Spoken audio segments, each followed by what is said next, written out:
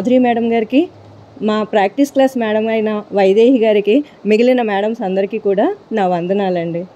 నా పేరు వంకాయల వాసవి, మాది విజయనగరం 3rd బ్యాచ్. ఇప్పుడు నేను చెప్పబోయే ఈ దశకము హిరణ్య గర్భోత్పత్తి. భట్టతిరి గారు ఈ దశకంలో వైకుంఠాన్ని, ఆ వైకుంఠనాథుడి యొక్క వైభవాన్ని గురించి వర్ణించారండి. ఆ భావాన్ని కొంచెం మీ అందరితో పంచుకోవడానికి ప్రయత్నం చేస్తాను. సృష్టి ప్రారంభ సమయంలో ఆ పరమాత్మ 14 భువనాలుగా ఏర్పడ్డారు. ఆ ఏంటో మనందరికీ తెలుసు కదండి.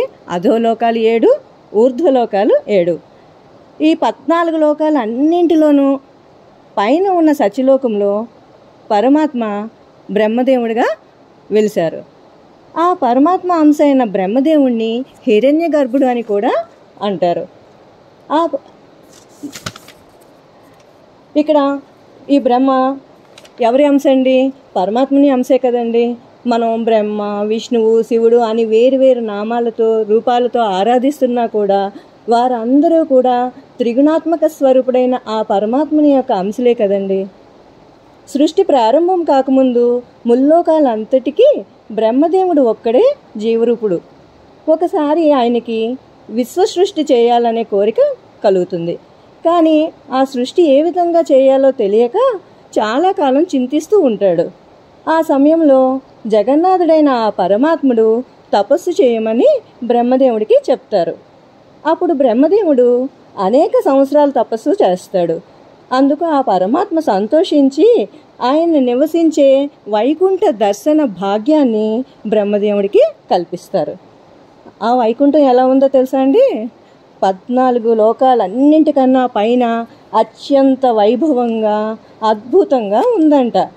అక్కడ మాయ యొక్క ప్రభావము ఏ మాత్రము కనబడదటండి. ఇక్కడ ఈ భూలోకంలో ఉన్నట్లుగా దుఃఖము, కోపము, మోహము, భయము వంటి నీచమైన భావాలు అక్కడ ఉండవంట. ఆ వైకుంఠంలో నిరంతరము బ్రహ్మానందము పొంగి పొర్లుతూ ఉంటుందటండి.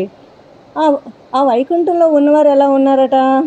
4 భుజాలతో ఇంద్రనీలమణిలా నల్లని కాంతి కలిగిన దివ్యమైన శరీరాలతో ఉన్నారంట.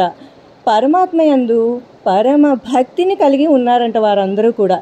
వారి భవనాలు గొప్ప గొప్ప శిఖరాలతో ప్రకాశిస్తూ ఉన్నాయంట. ఇంకా ఆ వైకుంఠంన పరమాత్మ యొక్క పాద పద్మముల పరిమళములందు ఆసక్తి కలిగి లక్ష్మీదేవి అంటండి స్వయంగా అక్కడ వెలిసిందంట. సుందరమైన ఆమె మనోహర రూపము విశ్వమంతటా కాంతులు వెదజల్లుతూ ఉందంట. ఆ శోభలకు అందరూ పరవశిస్తూ ఉన్నారట ఆ వైకుంఠంలో. వైకుంఠమున పరమాత్ముడు కోటి సూర్యుల కాంతులతో ఉన్నటువంటి కిరీటము, కంకణము మొదలైన దివ్యమైన ఆభరణాలను ధరించి రత్నసింహాసనంపై ఆసీనులై ఉన్నారు. ఆయన వక్షస్థలంపై శ్రీవత్స చిహ్నం కూడా ఉందంట. ఆయన ధరించిన కౌస్తుభమణి ఛాయల వలన పరమాత్మ యొక్క మేఘ శ్యామల రూపము ఎర్రటి అరుణకాంతులతో ప్రకాశిస్తూ ఉందంట.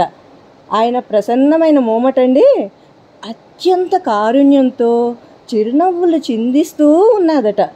ఆయన చతుర్భుజాలు శంఖ, చక్ర, గద, పద్మములతో విరాజిల్లుతూ ఉన్నాయంట. ఆ విధంగా అత్యంత అద్భుతంగా ఉన్నటువంటి ఆ పరమాత్మ యొక్క మనోహర రూపాన్ని చూసి బ్రహ్మదేవుడు చాలా ఆనందించి తన్మయతలో మునిగిపోయారంట. పరమాత్మ కోమలమైన పాద పద్మముల యొక్క వైభవాన్ని చూసి ఆ బ్రహ్మదేవుడు ముగ్ధుడై తనను తాను మర్చిపోయి ఆనంద పారవశ్యంతో ఆ పరమాత్మ పాదాలపై వ్రాలి, ప్రభు, సృష్టి చేయడానికి నేను పడుతున్న ఆవేదన నీకు తెలిసిందే కదా, ద్వైతాద్వైతపరమైన నీ స్వరూప జ్ఞానాన్ని నాకు అనుగ్రహించండి అని వేడుకుంటాడు. అప్పుడు పరమాత్మ తన మృదువైన హస్తాలతో బ్రహ్మదేవుని స్పృశించి, విధాత, నీవు కోరుకున్నట్లుగా సృష్టి సంబంధమైన జ్ఞానం నీకు లభిస్తుంది, కానీ కర్మబంధములలో నీవు చిక్కుకోబడవు అని చెప్పి బ్రహ్మదేవుడికి సంతోషాన్ని కలిగిస్తారు. అంతేకాకుండా బ్రహ్మ హృదయంలో చేరి బ్రహ్మ చేయి సృష్టి కార్యానికి ప్రేరణ కలిగిస్తారు. ఈ విధంగా సృష్టి ప్రారంభమైందనమాట. జై శ్రీకృష్ణ. ఈ అవకాశాన్ని కల్పించిన మాధురి మేడం గారికి, నన్ను ప్రోత్సహించిన వైదేహి మేడం గారికి నా ధన్యవాదాలు. హరే కృష్ణ అండి, బాగుందండి. నెక్స్ట్ ఎవరండి? అన్మ్యూట్ చేసి జయగురుదత్త అండి మేడం.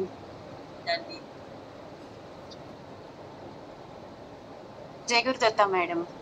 జయగురుదత్త అండి అందరికి. నా పేరు సాయిలక్ష్మి అండి. Third batch Narayaneeyam, Vizianagaram district, Tamarapalli.